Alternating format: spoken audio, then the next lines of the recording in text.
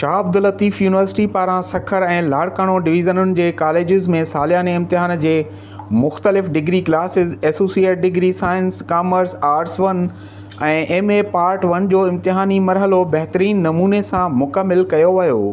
सुभाणे 26 सेप्टेम्बर खां पार्ट 2 जो इम्तिहान वरितो वेंदो। शाह अब्दुल लतीफ़ यूनिवर्सिटी जे vice chancellor professor doctor Khalil Ahmed Ibupoto Sukkur Panoakil ऐं ख़ैरपुर जे इम्तिहानी सेंटरनि सुपीरियर साइंस कॉलेज ऐं वुमेन कॉलेज जे सेंटरनि जो दौरो कंदे चयो आहे त कॉलेज जे उस्तादनि जो भरपूर साथ रहियो आहे जो अॼु बहितरीन नमूने सां पार्ट पहिरें जो इम्तिहानी मरहलो मुकमिल थियो आहे ऐं पार्ट 2 जी शुरूआत थी आहे। असांजी अवलीन ज़िम्मेवारी थिए थी त कॉलेज जी शागिर्दनि ऐं शागिर्दियाणियुनि जो इम्तिहान वक़्त सिर वरितो वञे जीअं शागिर्द तालीमी मैदान में अॻिते अची सघनि।